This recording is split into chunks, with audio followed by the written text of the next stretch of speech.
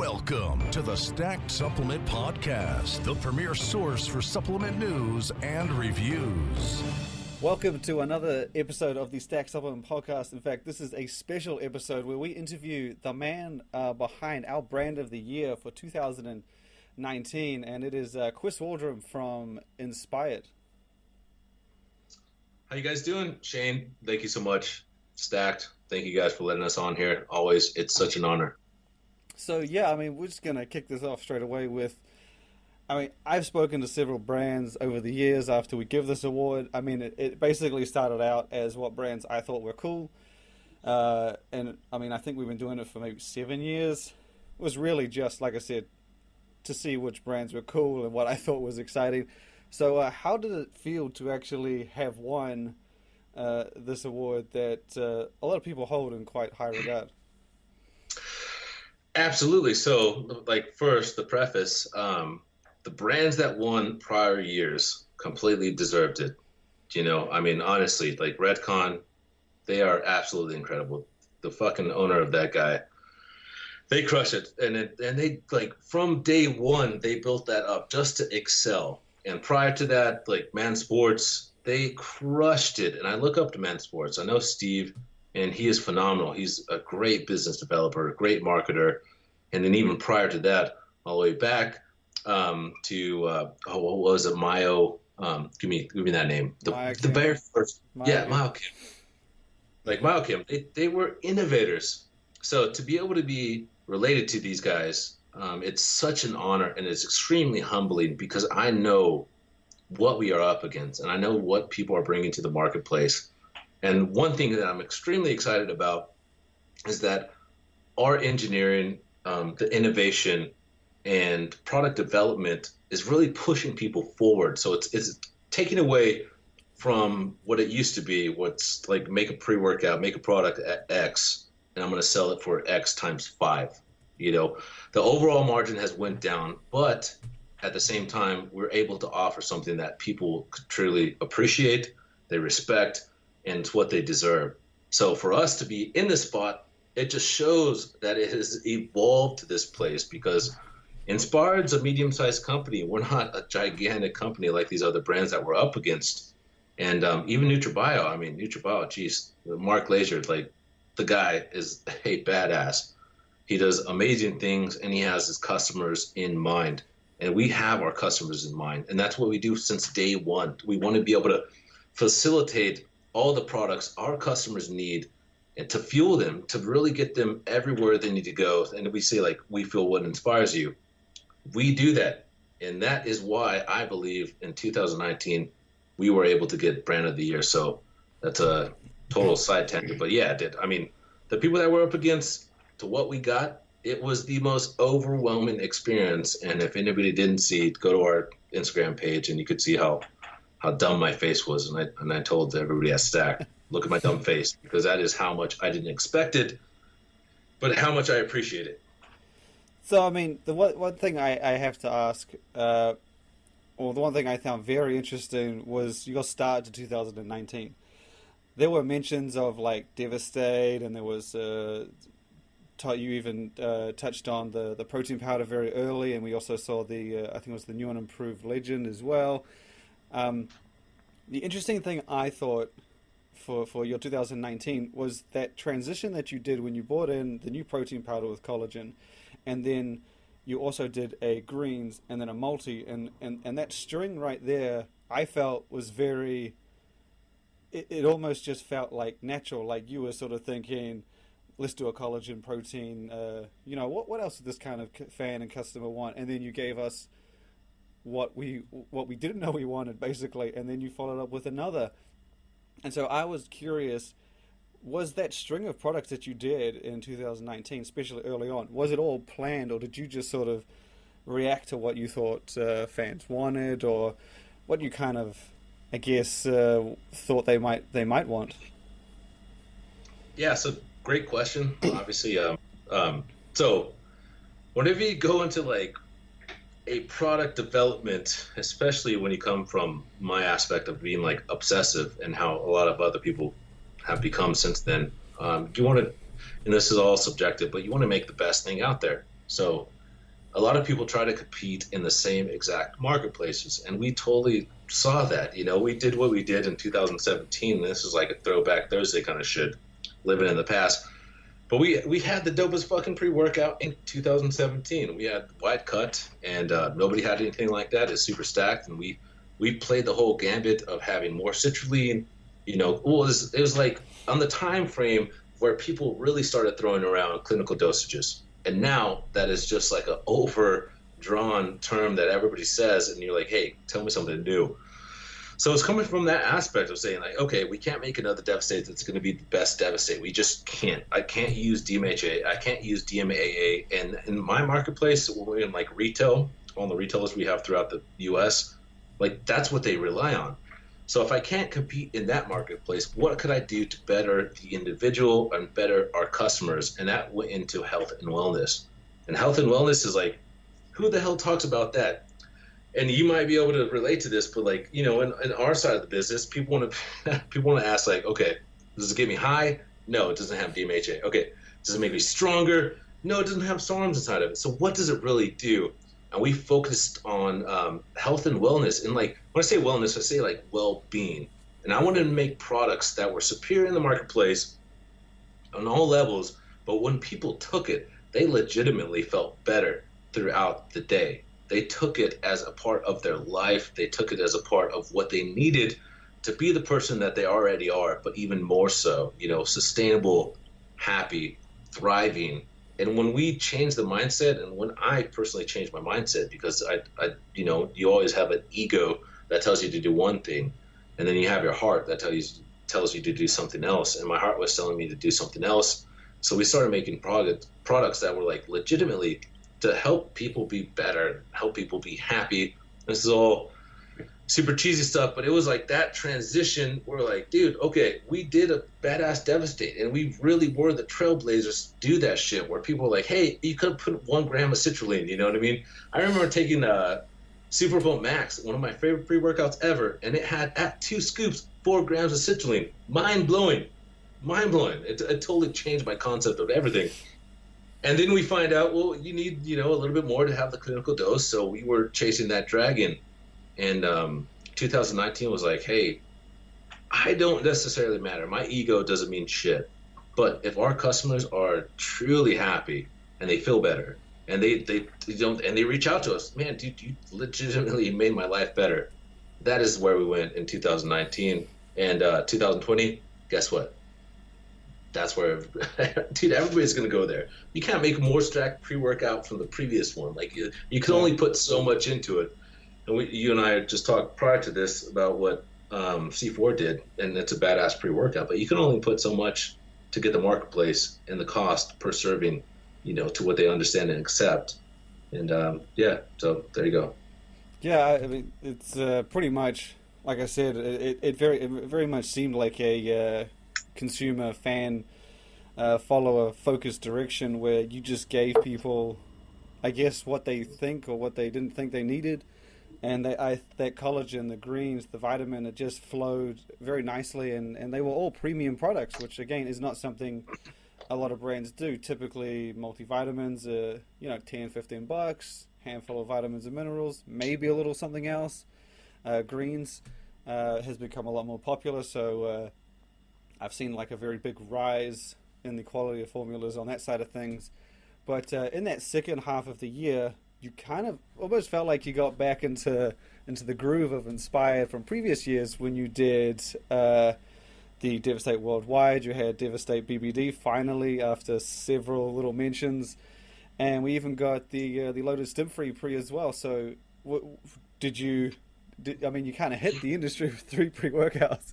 Was that like all the holding back and you just wanted to jump straight back in, or were a lot of those all planned and you just finally came into them all at the same time, kind of thing? Man, another great question, Shane. You fucking design these things. You're architect. So, man, I have a Rolodex of ingredients that are not ingredients, but formulas with ingredients that are just like, hey, if you could do something dope, like what would you do? And I know every formulator has that kind of thing. So it got to a point where there's a demand and people were asking like, hey, we need a non-stimulant pre-workout. We need something that could get us there without any caffeine, any kind of synephrine or anything that's going to light you up and whatnot. And that's been kind of a couple years running. And we tested FSU, like 2 years ago. You know, and I'm like the worst person to launch things because I get so excited. I talk about it and then it ruins the actual like splendor of it when it launches. But we had this formula, and so just on FSU, there's a lot of our athletes that are tested athletes. There's a lot of people that don't want any stimulants. There's a lot of people that work graveyard shifts, and they just want to have some sort of pick me up without any caffeine or a stimulatory effect. So we had this formula kind of dormant, and the only reason I didn't launch it is because it was really stacked and super cool, but it was relying on the same like route that we went with, which is always like the citrulline route. So you fast forward, and I have a relationship with Thermalife now. We could use their nitrates, and bless our souls that we can use the nitrates because not everybody can. And that made the formula unique. We were able to use their patented nitrates inside this formula, which was just like, it was super dope because we have nootropics. Like people take FSU, and the first thing they tell me, holy shit, yeah, obviously I'm pumped inside and out of the gym. And if you're a guy, bless your wife's soul because she's going to be devastated outside the gym. But people tell me like, oh, dude, I felt something. And that's exactly what we wanted. There's not a big market for non-stimulant pre-workouts. And obviously, I think that's going to grow tremendously over 2020. And I think that's going to be another very competitive aspect of it. And I welcome that competition. But we didn't have anything special to FSU. We just had a stacked formula where people look at it and they're like, oh, that's super stacked. And you're not like, you don't believe in it. When we were able to add nitrates to everything we have, like, dude, lion's mane, tyrosine, neurofactor, and then on top of like cell hydration stuff, not just glycer pump, not just this glycerol shit, which is great, but actually like magnesium, glycerol phosphates that nobody's using. So we had a super comprehensive formula that I know if anybody took them, if you don't work out, if you do work out, if you're the guy that's worked out for 10 years, doesn't feel anything, you'll feel it. It led into that. So it was just this perfect concoction of the universe saying like, hey, you talk to Thermalife, they jive with you, they'll let you use their shit. You already had this badass base formula, run with it. Boom, FSU. And FSU is like, holy shit. Dude, it is crushing it in accounts and stores and locations online that are primarily, you know, super high stim based. And I think a lot of people want to change that mindset, but, you know, fuck, we're going to be the best person at that. So, yeah, that's only one product. But yeah, the same concept with Worldwide was, dude, how could we make something that's for the consumer, that's not for our ego? And trust me, dude, like, obviously, you know me and you've talked to me for a long time. I do have an ego. I'm not going to lie. And I want to have something that's dope, you know what I mean? But at the same time, like, and it probably came with when I had my daughter, and I think your mindset changed with that too. Like with that, I truly want to benefit people. Like that is my fucking, if you tell me you're stoked and you had a great day because you had a great workout, like that's all I need. I don't need anything else. And that mindset is literally what took the end of the year of 2019 into what we are right now. Nice. I mean, it's the finish to the year was huge, and I think you had not necessarily a slow, but like a moderate start to the year. Things kind of seemed like they were ticking along, but typically it's after things tick along that brands tend to slow down. But you just picked things up in that second half almost when everyone was kind of. There were a few brands that definitely had great starts to the year. But they didn't really keep the pressure on. You just sort of pushed even further, and the Devastate BBD was one of the cooler launches of the year. Not just because of the really different formula and the fact that it was exclusive to Australia, but that fucking label. Like everyone who saw it was just like because it was so far from inspired traditional stuff that it just caught your attention. Thank you for that stress, by the way. Congratulations on Mr. Stack3d for, you know how many accounts demolished me. I'm like, Chris, I don't give a fuck about worldwide. And I'm like, worldwide is a new thing. Worldwide is a new thing. Yeah. I was just surprised that like Inspired Australia showed up with it, and I'm like, how is this happening? Because I remember you mentioned it way back at the Arnold. In fact, you gave me a sample of BBD, and then when I saw it show up in Australia, I'm like, maybe Chris doesn't know about this. You know what? And then we put it out there right around the time Worldwide was coming, and it was like, as I said, it kind of blew up. Everybody was leaving. I think that label, just as cool as the Worldwide label was, the BBD one was. It was almost like you put so much effort into it and just didn't want to tell anybody. And I'm surprised that you didn't think I was going to find out about it. But yeah, well, I gotta know, because the formula is not very different, but it's got a different kind of focus and a different kind of aim than Worldwide, obviously, because it's in Australia, it's exclusive to them. What was the goal? Like, what was the goal with BBD outside of making or finally launching the badass BBD? Yeah, so first I'll start off like, damn you for telling everybody about that shit, because I wanted to keep it so secret. I was like, I don't want to. You gotta understand, I've been through shit for the past couple of years, so I needed to have a pre-workout that is dope as fuck, and Worldwide is dope as fuck, but it's like kosher. Like, people could accept it. It's in other marketplaces. Like, I needed that. We haven't had that, and like, Worldwide is a dope ass formula. So BBD is like, fuck, man. BBD we've been working on for quite some time. So the label design itself is like the most intriguing thing, because everybody puts so much into like the name, the branding. Everybody puts everything like C4 fucking Ultimate, C1, and it's like, you guys are listening to this, and maybe they will listen to this. Like, it's great, totally great, totally great. Like, but you want to be eternal. I want to be fucking eternal, dude. So I'm gonna use a fucking like cool ass looking graphic and wrap it around a bottle without saying shit. And every motherfucker on the planet, and they do, because you ruined this for me, is asking for BBD.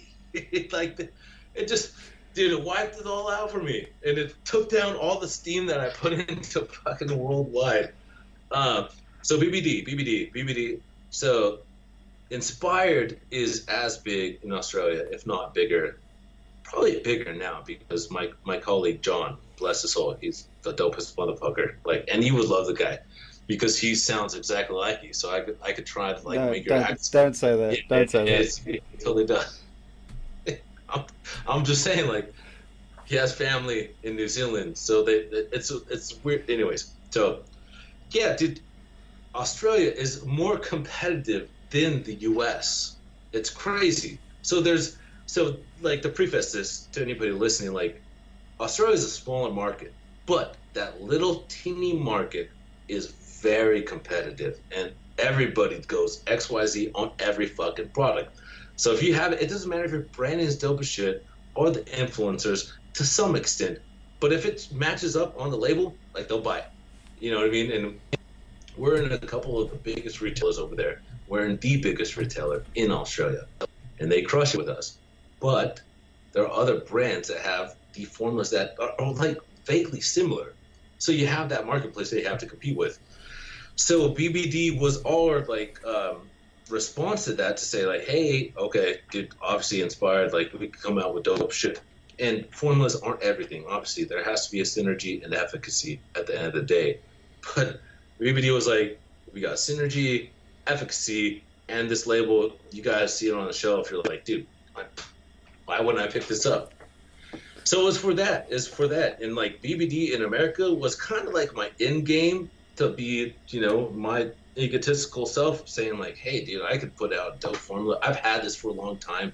I haven't put it out because I don't make any money selling to retail. And dude, I don't need to be rich. I'm not rich. But if I could pay my fucking bills, dude, to give me like a roof over my house, or let me pay for the roof on my fucking house and shit and take care of my family. That's what I fucking need. So it was like a different spectrum. So when you announced it, I was like, Shane, you're talking about this over here. I want to bring it to America, but it's not going to be for like a while. And then I had accounts reaching out to me, and they're like, hey, man, dude, worldwide's dope. I totally dig it. But give me that fucking wolf on the label. Dude, I wanted to fly out there and drop kick your ass so fucking bad, dude.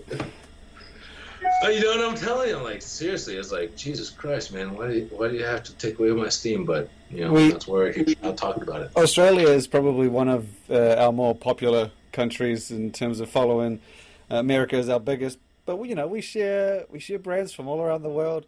And so it's not too surprising that we got alerted when BBD was now available for purchase. And not only that, hey, motherfucker, they had revealed the label, and I was surprised. And I was like, well, maybe, like I said, maybe Chris isn't in charge of this one. So we reached out to the stores, and they kind of sent through the stuff, and ended up on Stack. And to be fair, I did post it in a more Australian-friendly time than I did than US. So it was geared towards Australia specifically.